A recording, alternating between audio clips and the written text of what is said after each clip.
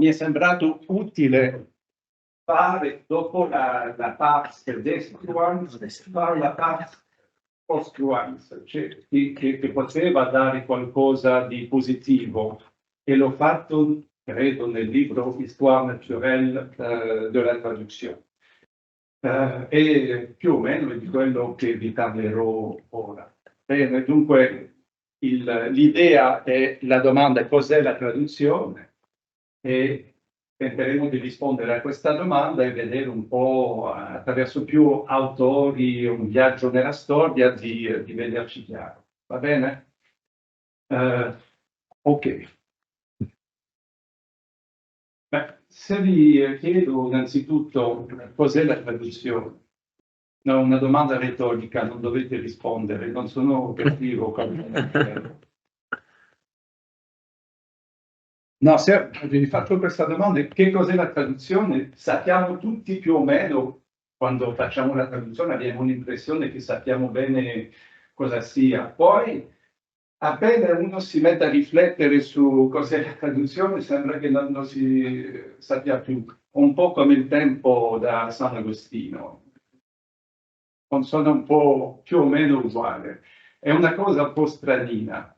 La traduzione, a livello più elementare, direi, è prendere un contenuto e portarlo nell'altro, in un'altra lingua.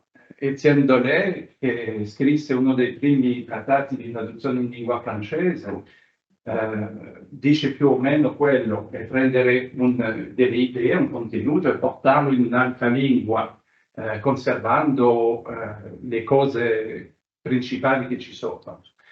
C'è questa prima cosa, ma c'è anche una differenza da fare con l'interpretazione. Interpretare lì è a livello del linguaggio parlato, e chiaramente si vede che quando uno fa da interprete, ciò che ho fatto tanti anni in cabina, nelle conferenze, lì l'idea della traduzione è tutt'altra. Non si può conservare tutto il contenuto, la forma retorica, lo stile, e comunque un elemento retorico e formale legato al linguaggio scritto. Ciò che secondo me è la differenza principale tra tradurre e interpretare. Quando uno fa da interprete, tenta di riassumere quello che è essenziale nel discorso.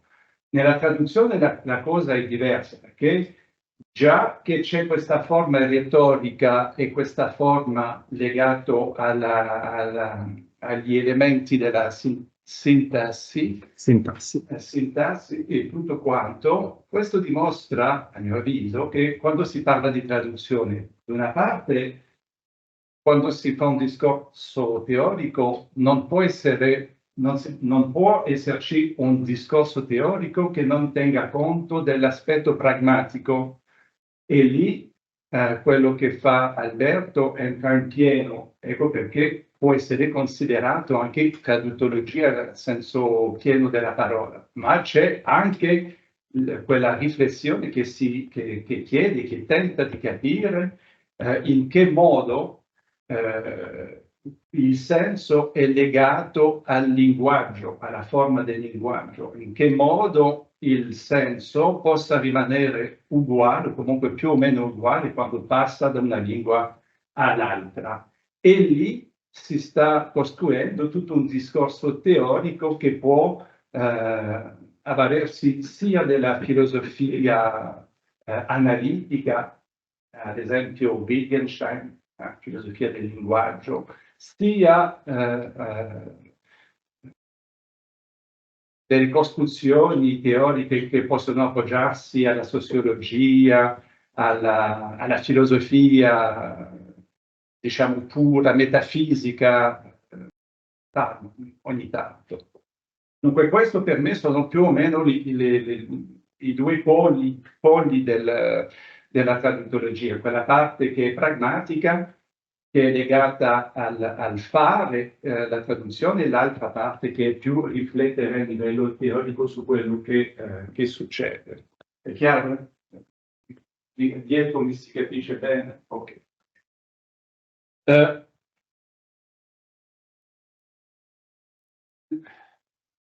La traduzione per me, quando rifletto su questo aspetto, prima di riflettere sulla traduzione ne ho fatto parecchio, sia a livello pragmatico che a livello di traduttore letterario, mi sembra legato a un aspetto particolare. Quando si riflette sul tradurre in Occidente, si vede che la traduzione è stata un elemento costitutivo dell'insegnamento e anche della mente occidentale, in quanto già dai Romani la traduzione serviva a istruire e a formare, era un modo pedagogico di poter prendere i contenuti, nel caso dei Romani, della filosofia e della letteratura latina e tentare di portarla nella loro cultura. E soprattutto quando si va a studiare come funzionavano le scuole dell'antica Roma, si vede che una parte molto importante della formazione dei Romani era basata sul tradurre. La traduzione era un elemento fondamentale. E quando si guarda bene, si vede che la traduzione è stata una cosa che è rimasta nella storia occidentale fino praticamente al 1068.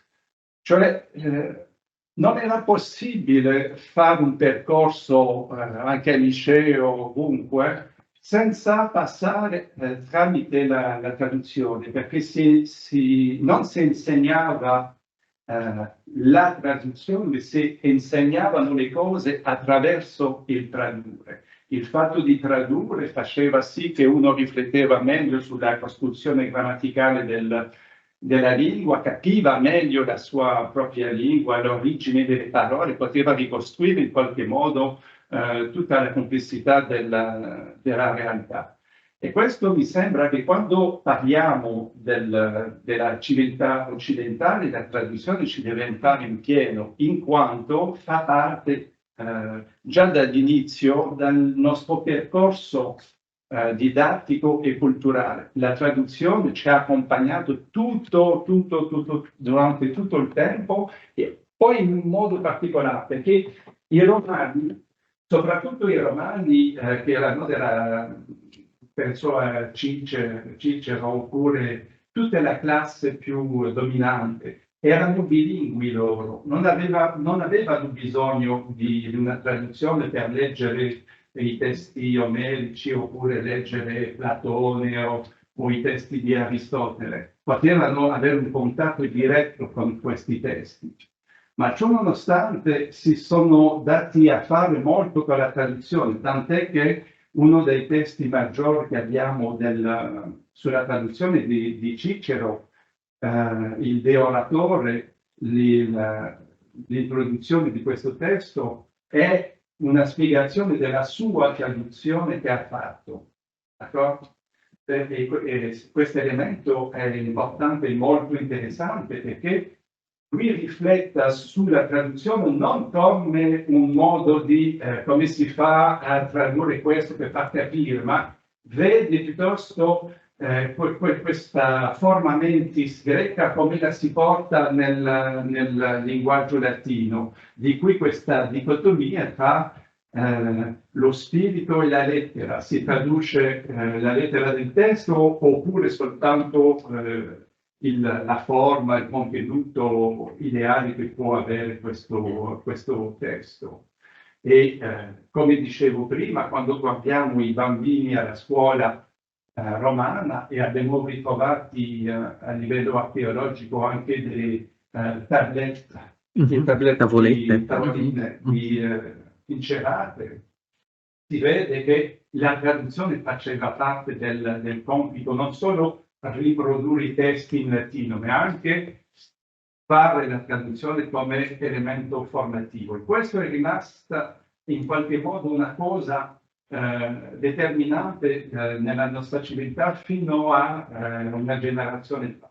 Io quando ero piccolo, anch'io nell'anno scorso, era già finito la traduzione, si insegnava a tradurre, non si insegnavano le cose attraverso la traduzione, era già una cosa che era finita. Per mio nonno, quando ha studiato il latino, studiava in quel senso di imparare qualcosa attraverso il tradurre.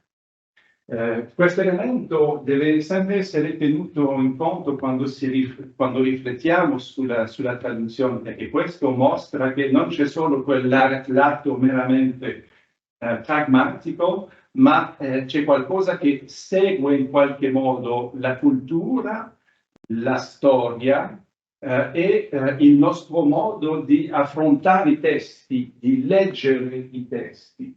E questo elemento di lettura è, a mio avviso, fondamentale per capire e tentare di risolvere quello che mi sembra il problema fondamentale della traduzione. Si deve tradurre la lettera o si deve tradurre il senso? Come si fa a trovare una soluzione razionale a quell'affare lì? Possiamo sempre decidere che io mi va più di tradurre la lettera se non capisco bene, gioco sul sicuro e mi faccio la lettera, oppure sono un traduttore che mi piace più ad sensum e dunque vado sul senso. Ma lì è una decisione che viene dalla soggettività del traduttore. A me quello che interessa è tentare di capire a livello fattuale, a livello più razionale possibile, come si fa a capire la differenza tra tutti e due, quello che fa che prendiamo quella decisione, perché e soprattutto come mai alcuni testi cambiano, dobbiamo ritradurre, ad esempio, non lo so, Omero, che c'erano delle traduzioni nei tempi passati, come mai adesso c'è questo sconforto quando leggiamo i testi e che uno giudica che è importante ritradurre questo testo per metterlo più au bout du jour. Come mai questo? Mi sono attivato a cercare di mettere in moto quest'affare lì.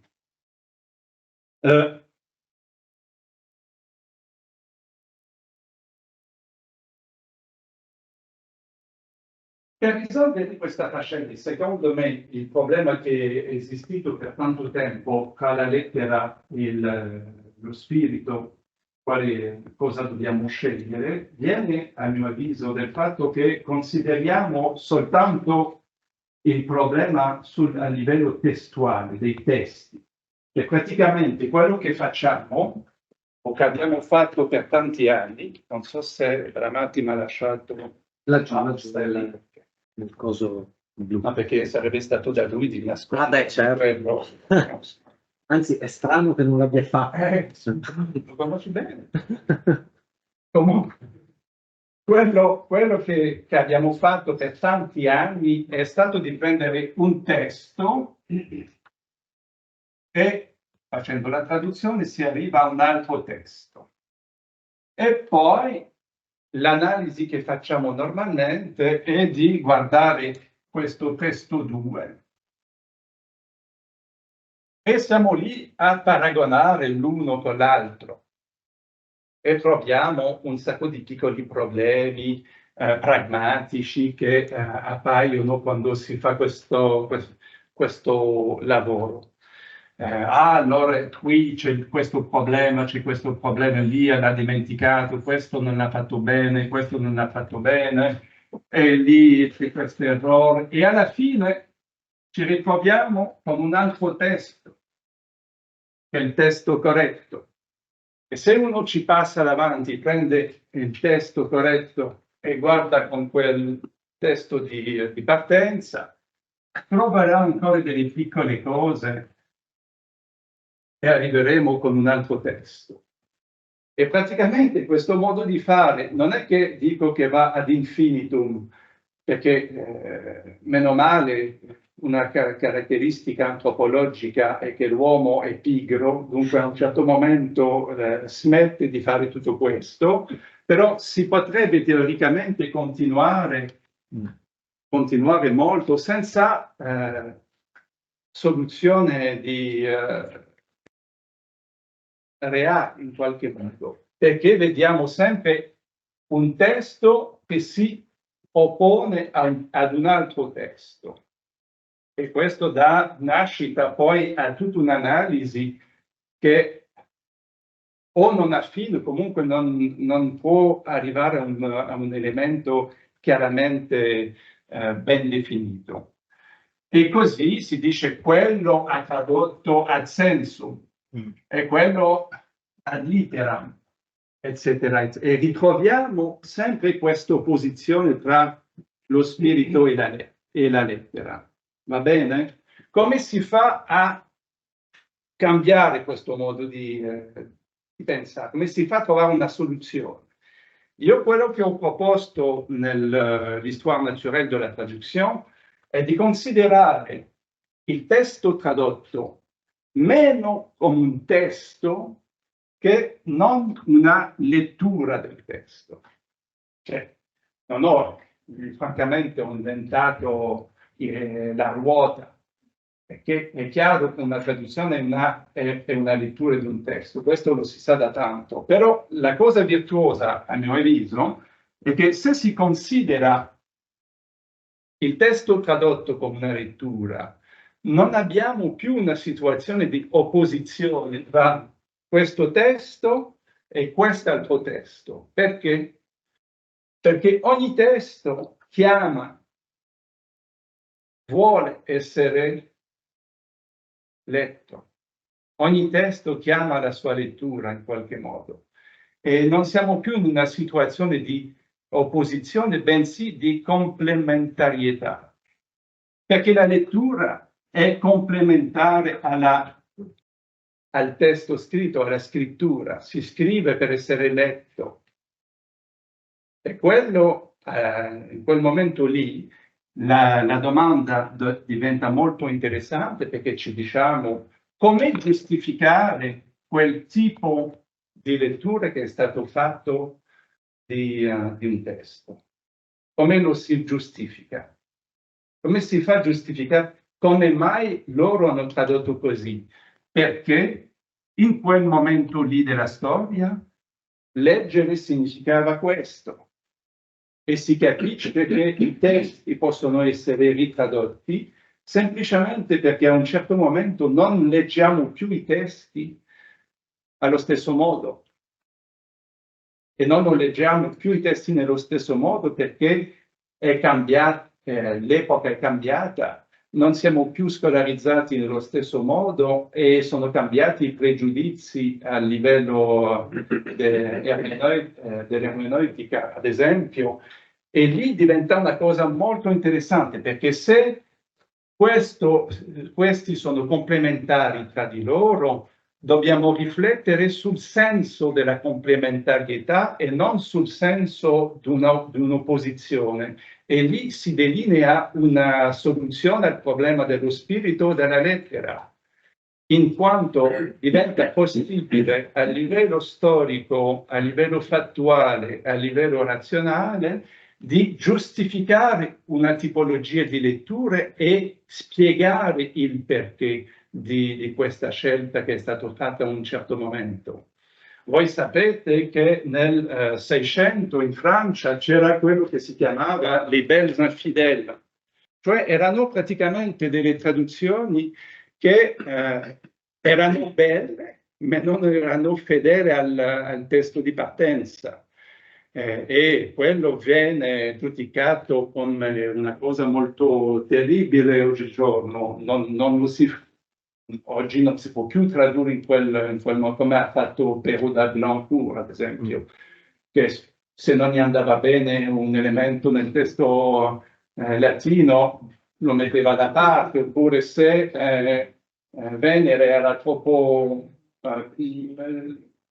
Discinta. sì, la Shiva. Sì, la Shiva, perfetto, La Shiva. perfetto. Dunque la si ricopreva di un velo pudico, va bene? Oggi non si farebbe più così, però la cosa che è molto interessante è che quando si tenta di capire il senso della lettura, come i testi erano letti, come erano destinati a un lettorato, allora si può capire razionalmente perché hanno tradotto in quel modo e si può portare delle ragioni e dei fatti, perché a me è quello che interessa, mi interessano i fatti, non solo teorie per teorizzare, mi interessano i fatti e capire le cose, perché sono convinto che la bellezza della vita è nel capire le cose.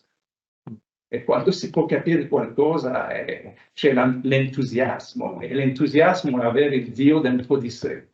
E in un mondo dove molto probabilmente un Dio non c'è, avere un Dio dentro di sé è una cosa bella e liberatrice, così almeno penso. Se diventa la traduttologia un modo di interpretare e di sviluppare e capire il senso di una lettura, e siccome un testo è fatto per essere leggere, c'è sempre un soggetto che deve leggere, e questo soggetto è un soggetto storico, che è stato educato in un certo modo, che viene da una società X. Anche quelli sono dei fatti che ci permettono di capire cos'è la traduzione a una certa epoca e perché alcune scelte sono state fatte a quel momento lì. E il mio libro si chiama Histoire naturelle de la traduction, non perché è una storia della traduzione, perché pensa che l'elemento importante della storia del tradurre sia il lettore. È il lettore che in qualche modo riassume tutto il senso di un testo. È la sua storia che è interessante. E chi è questo lettore? E perché storia naturale? Perché è un richiamo al libro di Plino il Vecchio, la Storia Naturalis, la storia naturale, perché Plino il Vecchio pensava che la natura era un insieme razionale e coerente nella quale succedevano azioni, storia, c'erano gli animali e un mondo. Era questo mondo che dava un insieme coerente al mondo suo. E il mio libro si chiama Histoire naturelle de la traduction, perché piuttosto il posto che dava Plino il Vecchio alla natura nel suo libro, lo do io al lettore nel mio modo di pensare la traduzione. Dunque, diventa la traduttologia in qualche modo un'investigazione di chi è il lettore, che è quello che fa sì che il senso può avere una sintesi e può far avvenire il senso del testo di partenza. È chiaro? E questo lo trovo che sia una cosa interessante, perché così si capisce un po' meglio perché i testi sono stati tradotti in un certo modo o no. E questo ci porta anche a fare un'analisi anche storica e filologica molto concreta su, ad esempio, il prodotto libro, il libro concreto. Vi do un esempio. Voi sapete che nell'antichità il libro non era il codex che abbiamo, non era questo libro lì che abbiamo e che facilmente si può passare da una pagina all'altra, prendere appunti. Voilà, non era così, erano dei rotoli più abbastanza lunghi, la lunghezza era abbastanza standard e poi era una cosa scomoda da avere, da conservare, da leggere. E se si prende ad esempio l'opera di Seneca, si vede che l'opera di Seneca è stata divisa in quello che per noi sono dei libri o capitoli, ma per gli antichi si dicono i libri, è diviso così perché era la lunghezza del rotolo, non perché aveva finito l'argomento e poteva passare a qualcos'altro. Cioè, quando siamo passati noi da questi rotoli e che abbiamo inventato il libro così, si è cambiato impercettibilmente la discorsività del testo, in quanto le divisioni antiche non avevano più un gran senso nel codex, in quanto l'argomento continua più in là, e poi il fatto di poter viaggiare nel testo facilmente, tornare indietro, andare lì, ha prodotto una rivoluzione della lettura, in quanto è molto più facile vedere in un libro così le contraddizioni, le soluzioni di continuità tra un'idea e l'altra, che non con i rotoli, che era una cosa più complessa. E quel cambiamento lì che avviene nella storia intorno al secondo secolo d.C., va a avere un'influenza molto importante su la lettura stessa, cioè la discorsività del testo, il modo dunque di capirlo e di interpretarlo. E se si legge e si interpreta diversamente un testo, di conseguenza lo si traduce in un altro modo. E questo affare lì è importante perché la traduzione non vorrà più, non significherà più esattamente la stessa cosa. Cioè, questo è stato un cambiamento molto, molto significativo. Vi do un altro esempio tirato dal Codex. Quando alcuni anni fa ero ancora all'Università di Ottawa incaricato come bibliotecario patrimoniale, cioè praticamente compravo i libri antichi per la biblioteca universitaria. Ma quando dico antichi ho comprato anche manoscritti medievali, libri del Cinquecento, queste cose lì. E quello che mi interessava molto era il fatto che alcuni libri di quell'epoca erano sottolineati. Il fatto di sottolineare un libro, là sono tanti elementi, piste che ci indicano innanzitutto quello che il lettore trovava importante, cioè che era per lui il senso vero del testo. Poi ci dà anche la possibilità di indicarci come erano letti i libri a quel tempo lì, e si capisce anche lì molto bene gli elementi, ad esempio in filosofia, quello che erano i punti per loro importanti, che per noi non sono gli stessi punti importanti, ad esempio nell'etica aristotelica. I punti sottolineati nei libri che abbiamo, poi ho avuto anche modo di vedere altri manoscritti, che sia a New York o altrove in Francia, alla Biblioteca Nazionale di Francia o anche a Monaco di Baviera.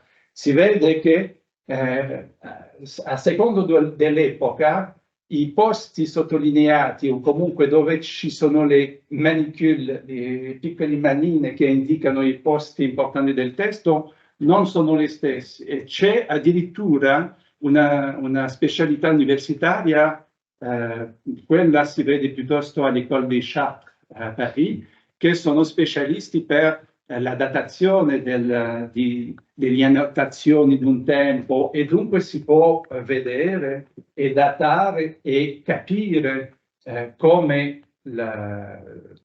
a secondo dell'epoca il senso di un testo ha potuto cambiare lì dove era il punto importante, oppure era una cosa che non hanno guardato tanto.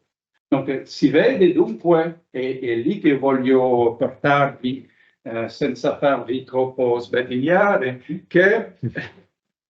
senza addormentarvi, che il senso ha una valenza, ha un valore storico.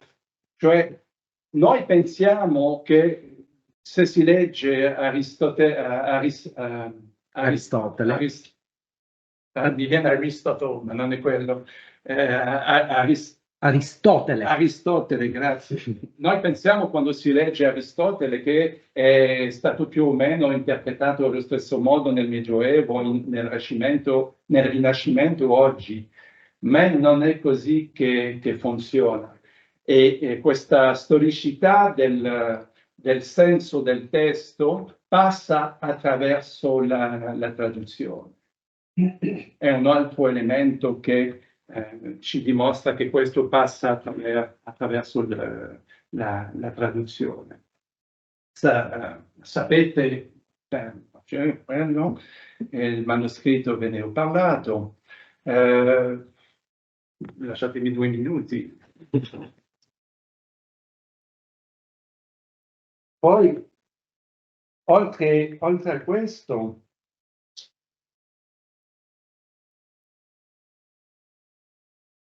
Posso farti una domanda intanto? sì. Come determini il lettore? Nel senso che a me capita, proprio pensando agli appunti, come dici tu, che prendo su un testo, di rileggere libri che magari ho sottolineato anche solo 5 anni fa Sì. e mi dico, ma cosa avevo in testa? Perché ho evidenziato queste parti qua che adesso mi sembrano totalmente non interessanti? E invece guarda qua sotto che cosa interessante che era scritta e che non ho assolutamente considerato. Quindi, in che modo è possibile datare addirittura un'epoca sulla base di elementi? Hai ragione, lì diventa una cosa un po' difficile. Quello che voglio far vedere con questo esempio è che sul passare di 4 secoli, lì la differenza diventa molto più chiara, Certo. e molto più limpida, generalmente. In quanto per te, anche per me, quando leggo un libro, sottolineo qualcosa, ci si torna. Ho dei libri di quando ero all'inizio dei miei studi all'università. La cosa che vedo è che non capisco adesso, non vedo più adesso il senso del libro dove lo vedevo a 20 anni. Cioè, quando dovevo leggere la metafisica di Aristotele, a 20 anni vedevo il testo e il senso in un certo modo. Arrivato quasi a 60 anni, con una certa praticità della filosofia e del mondo antico, non lo leggo più della stessa maniera. E dunque, quando iniziai la carriera ad insegnare la filosofia, avevo 24 anni. A 24 anni non insegnavo Aristotele come lo posso studiare adesso, lo posso insegnare adesso ai miei studenti, perché mi sembra molto chiaro per me, che il senso come l'avevo visto era sì, in parte vero, però mancavano alcune cosine. Molto interessante anche studiare nei libri antichi tutto quello che sono le annotazioni che sono stati fatti, la Parakritik che viene nei libri, che sono anche tanti indizi di dove vedono il senso e come si interpreta un libro e di conseguenza come sarà tradotto. Quell'aspetto è molto significativo, ma davvero molto significativo. Posso capitare io? Assolutamente. Prima che cancelli magari questo schema, Sì. magari, volevo chiederti se per caso ti eri posto il problema di un'autotraduzione e come funziona questo sistema qui rispetto a un'autotraduzione letteraria. E questo è il mio amico e collega René Grutman, che potrebbe, nel mio dipartimento, che potrebbe parlarvene anche in italiano. Ma René parla tutte le lingue. Ne parla 6 perfettamente, è un mostro. Nel bel senso della parola. No, non ho riflettuto molto su questo aspetto lì, anche perché l'autotraduzione è qualcosa che personalmente mi fa un po' paura, perché mi è chiesto perché non traduci i tuoi libri in altre lingue?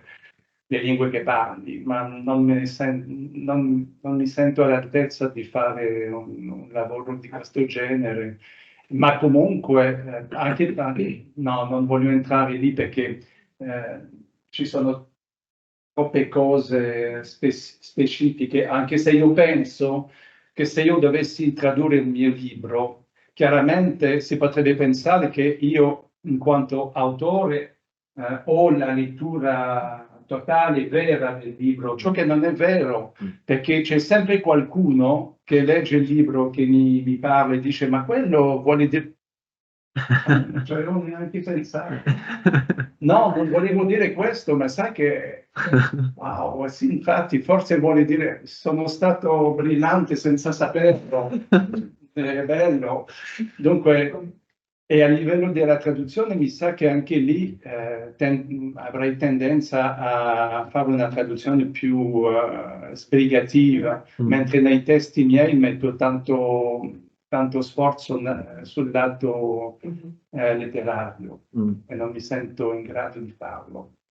Io penso che potrebbe essere utile applicare questo tipo Ma lo chiedo a Regnier, forse abbiamo pubblicato una raccolta su letteraria avec Regnier, per cui penso che glielo potremmo chiedere. Sì, no, perché poi Regnier conosce bene le mie cose, no, sarebbe interessante. Infatti non ne abbiamo mai discusso assieme su questo aspetto lì. Bisogna passare per Udine per farlo. Sì, no, sì. saremo prima a Ottawa, perché normalmente i dolori del parto non si fanno vedere, si arriva sempre col bambino Dunque si tenterà di fare piuttosto questo, è più prudente. Dunque, testo, una lettura, tentare di capire le tipologie di letture che sono state fatte a un certo momento può aiutarci a capire e a risolvere il nostro problema. L'altra cosa che avevo anche in mente quando ho tentato di risolvere questa difficoltà è in qualche modo a livello traduttologico c'è un vocabolario che adesso è diventato la norma e non credo che cambi mai, però ho la speranza che possa un giorno cambiare e come. Spero che possa cambiare. Conoscete l'opposizione la cible et puis comme ça, et la source.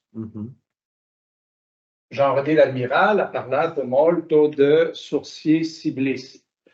Cioè, il y a le texte source, il y a le texte cible, quelli che fanno la traduzione in un modo più letterale, loro sono dei sourciers, cioè che vedono soprattutto il testo di partenza e conservare l'elemento d'alterità e di straneità del testo di partenza, e c'è gli ciblist che loro avrebbero tendenza a fare una traduzione più alla mano, più se si traduce in italiano che sia leggibile, bella e leggibile per i lettori. Ancora una volta vedete che questo affare lì è molto impostato sull'idea della lettura e del lettore, si vede già. Quello che a me non piace da un sourcier cibliste, l'ho detto all'Admiral, è che trovo che la metafora non sia coerente. La source si vede l'acqua, la cible io vedo uno con l'arco, capito? Mi sembra poco... Dunque ho proposto dall'Histoire naturelle della traduzione di cambiare questo modo di parlare. Tutte e due fanno riferimento alla source, au fond. source che origo. Origo in latino è la source, la fonte. E da lì tentare di creare i termini, le texte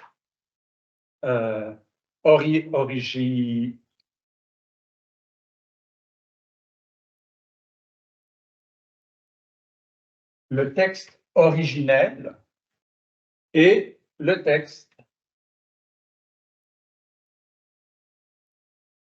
originaire. Così, e perché? Testo originale perché è quello da cui viene o vengono tutti i testi che verranno dopo, come il peccato originale. Purtroppo in italiano non funziona, già è un problema nel mio modo di... Ma in francese funziona bene.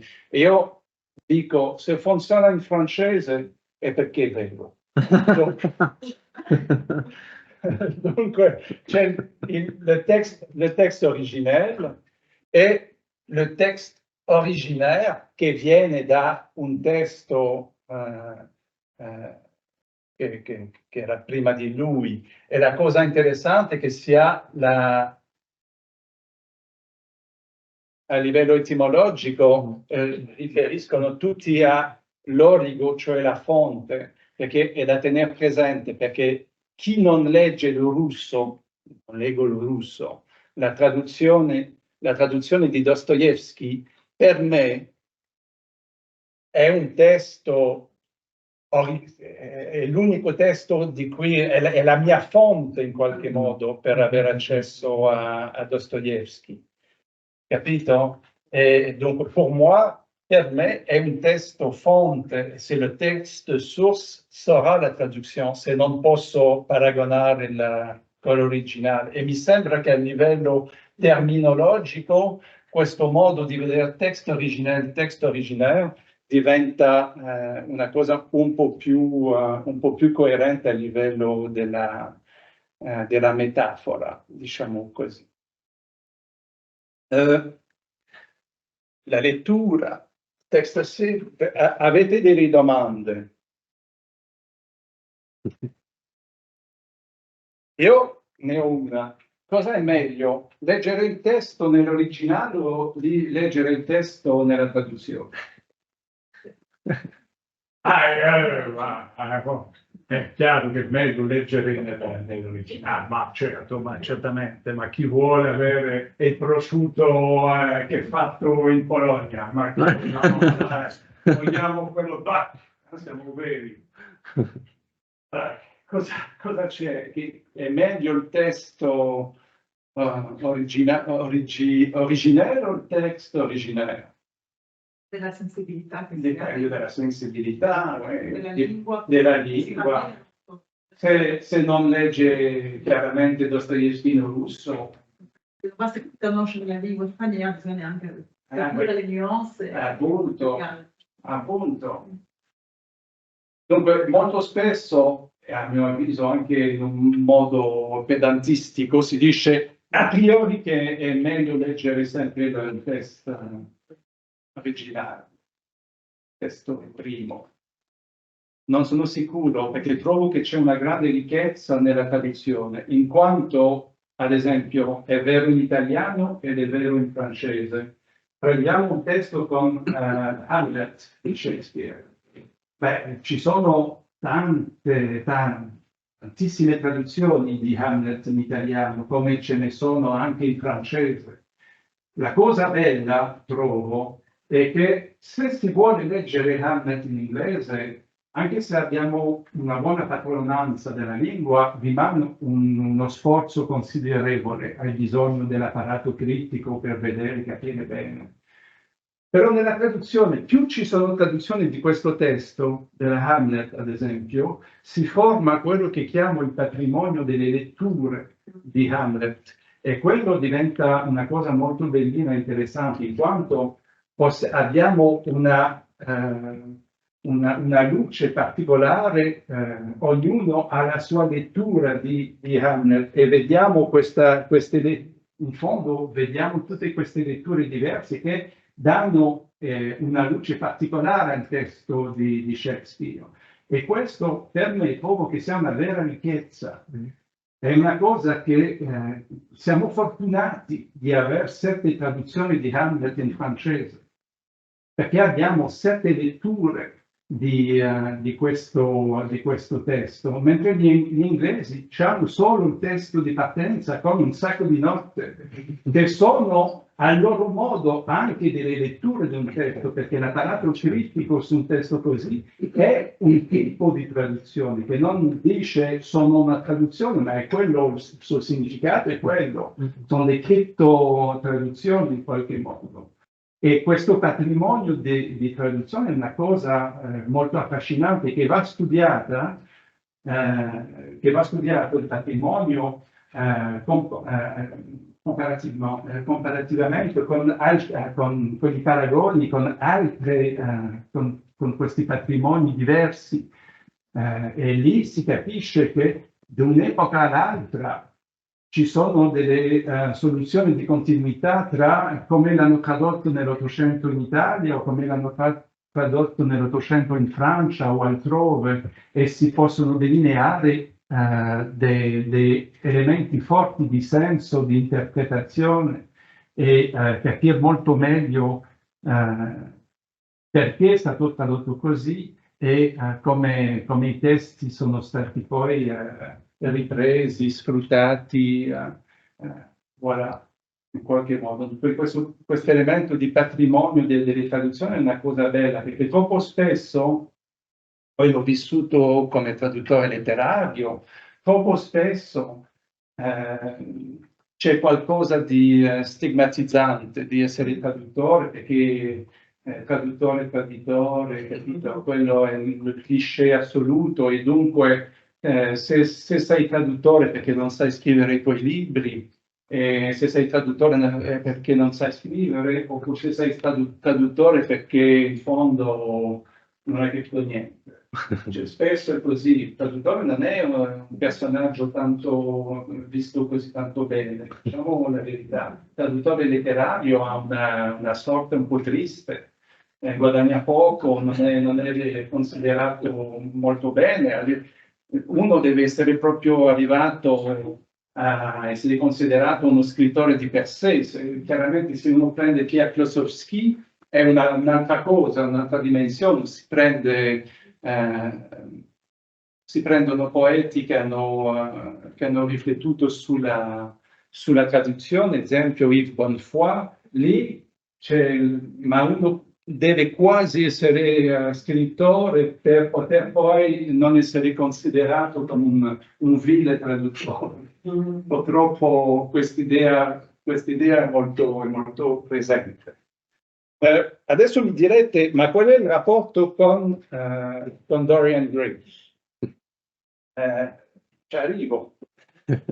Siccome abbiamo visto che il senso ha una storicità sua e che è quello della lettura di un testo, e che queste letture cambiano secondo l'epoca, non si leggevano i testi nel Rinascimento come saranno letti nel Settecento, perché non ricercano le stesse cose, non sono gli stessi autori, non vogliono le stesse cose. Di conseguenza, questo spiega che i testi in qualche modo diventano vecchi e richiedono un'altra traduzione. E questo fenomeno mi sembra essere particolare la traduzione, e ecco perché c'è il rapporto con Dorian Gray. Conoscete la storia di Dorian Gray? È quel dandy inglese molto bello, si fa fare un ritratto, si fa fare il ritratto di lui, si vede, e guardando il ritratto dice: ma che peccato, dovrò invecchiare, mentre quel ritratto rimarrà per sempre giovane. Potesse essere il contrario, e quello che avverrà è il ritratto che invecchierà e lui rimarrà giovane. Beh, un po' la stessa cosa, stesso fenomeno con la traduzione. l'originale rimane sempre giovane, non si rifà, anche se si prende il testo di Dante Alighieri, la Divina Commedia, è chiaro che vediamo che c'è una distanza, però vai a toccare il testo, questo testo è quello lì, non è che lo si cambia, e rimane identico a se stesso. I grandi classici, i testi sono così, però le traduzioni no. A un certo momento invecchiano, sono come colpito di quella maledizione di Dorian Gray, diventano più vecchie e richiedono un'altra traduzione. Questo fenomeno particolare è proprio come è la maledizione di Dorian Gray alla traduzione, fa sì che le traduzioni invecchiano e richiedono loro di essere cambiate. Ma cosa invecchia?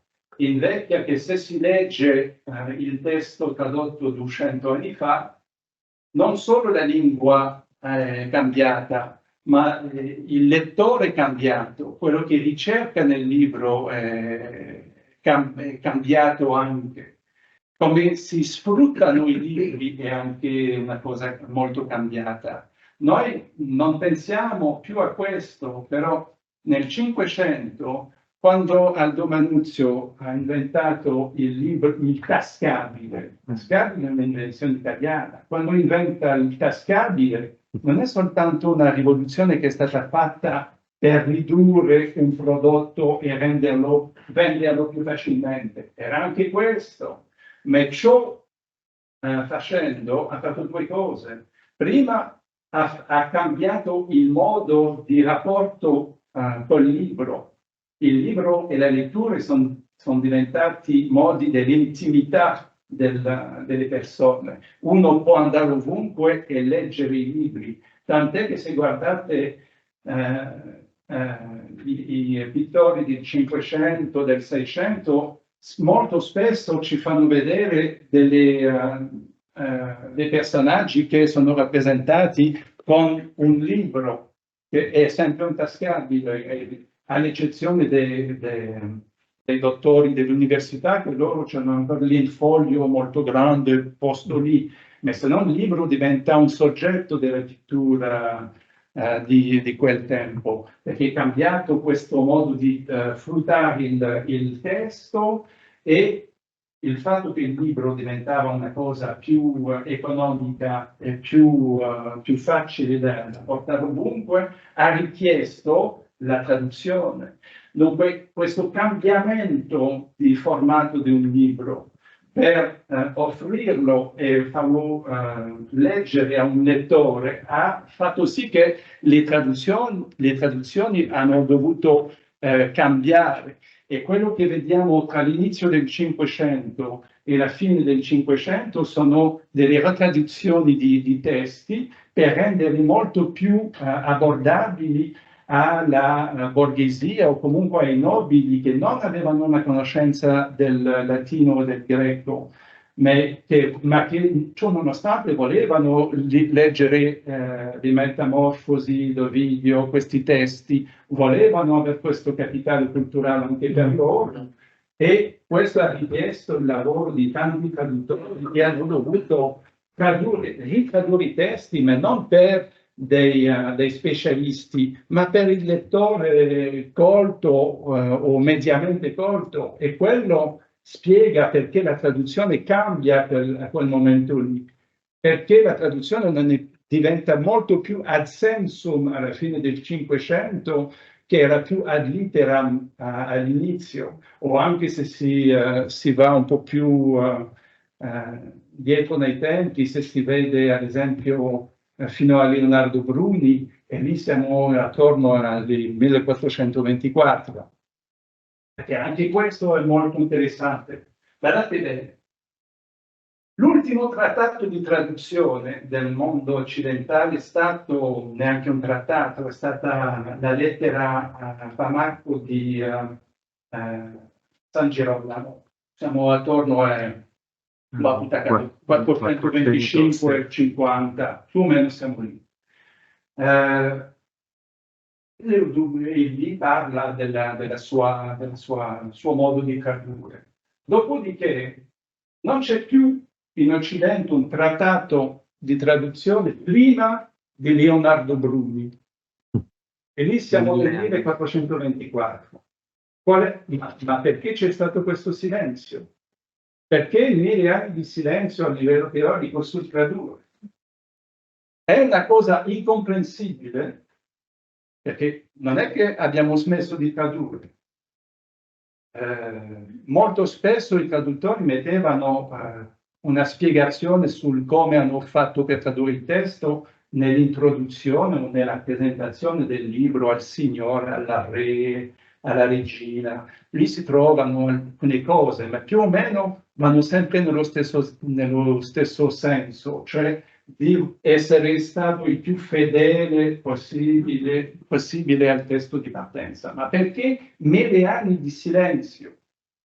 Questo 1000 anni di silenzio è incomprensibile se non si vede la rivoluzione che è avvenuta qui in Italia alla fine del 300, all'inizio del 400, col Rinascimento e la nascita dell'umanesimo, che è basato su che cosa? Su una lettura nuova dei testi.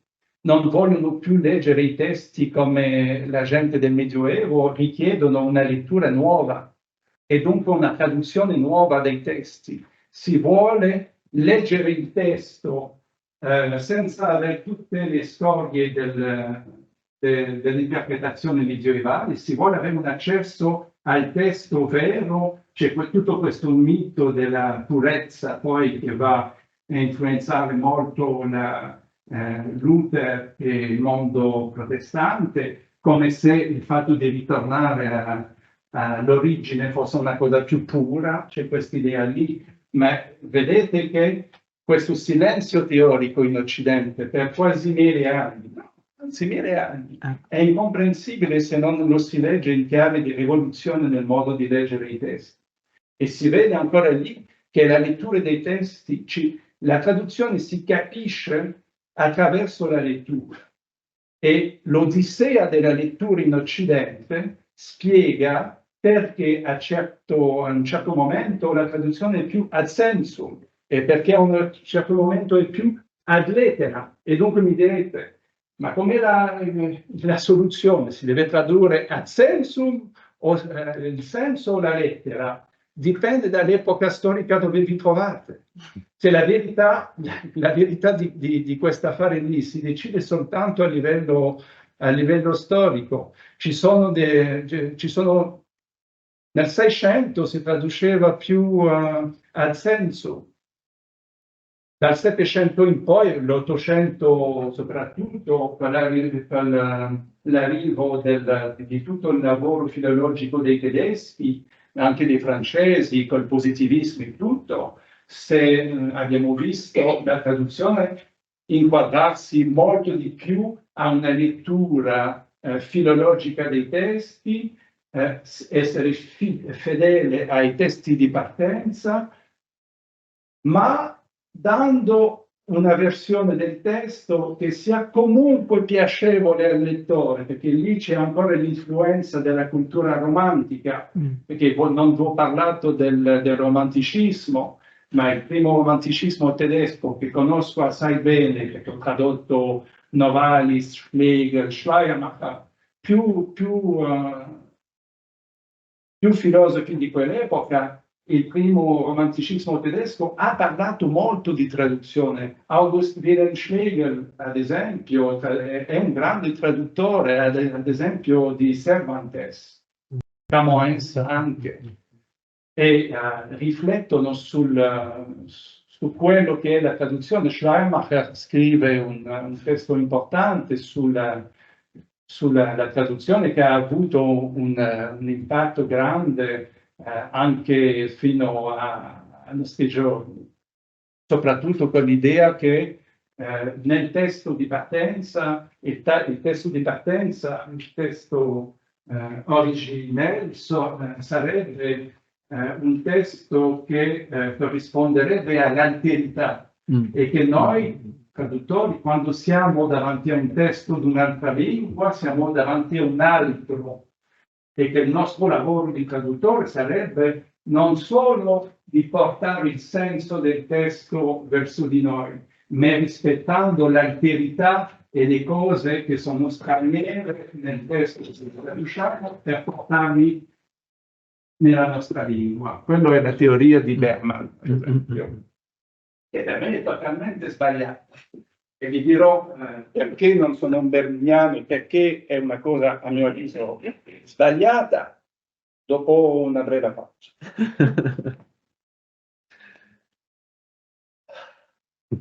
Ok, perché a mio avviso è un'idea molto, è una teoria ideologica che non corrisponde bene ai fatti.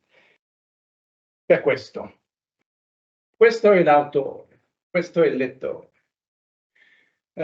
Noi tutti, signorina, per me lei è un'altra, non è me, ma al contrario è vero, non sono lei, per lei io sono un altro.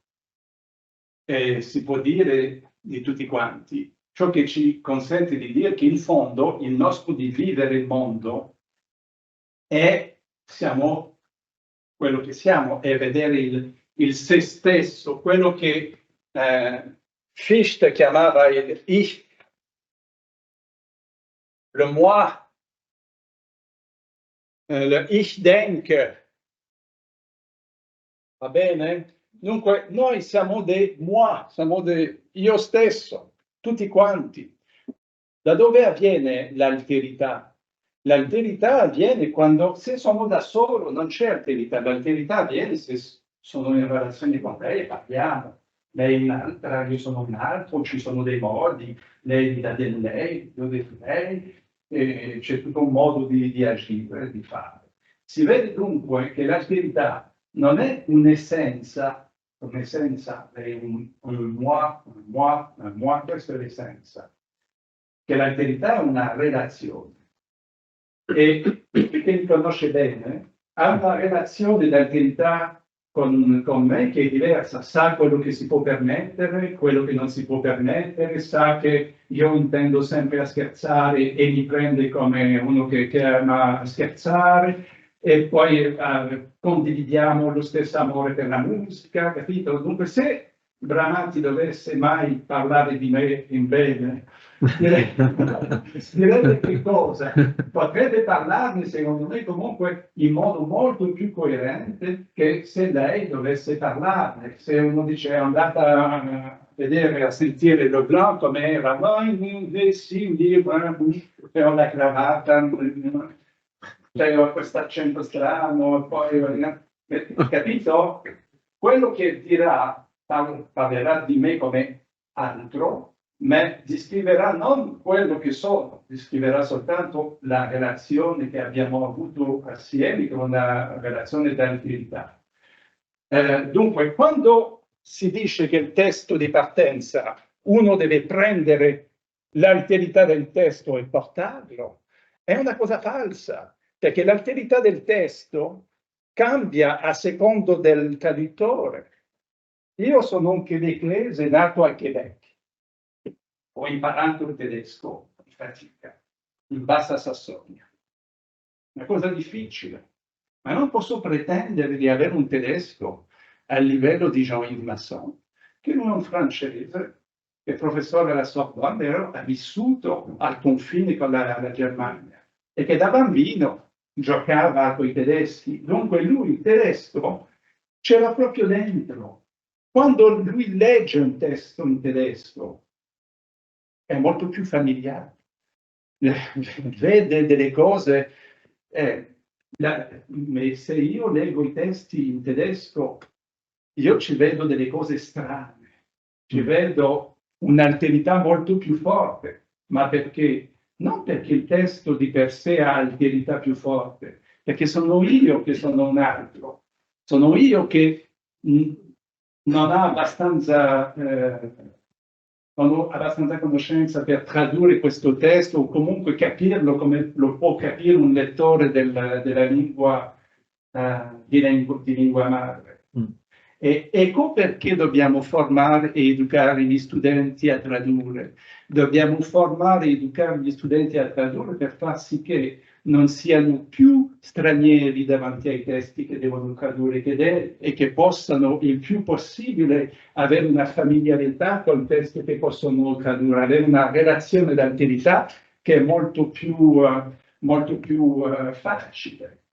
Ma tutta l'idea berniana di dire, ad esempio, che c'è l'alterità del testo, c'è l'altro e lo dobbiamo portare con tale altro nella nostra lingua, beh, non può essere una cosa vera, è essenzialmente un'idea ideologica e non ci consente affatto a capire cos'è la traduzione. Invece ci pone tanti problemi poi, perché innanzitutto una cosa molto che fa venire la colpa. Cioè uno se, oddio, io ho tradotto Schlegel, non ho guardato l'alterità, che mostro che sono, capito? E poi l'ho tradotto e non ho rispettato il linguaggio femminizzato, scrivendo il, el e tutte queste cose lì. Sono veramente che uomo terribile sono.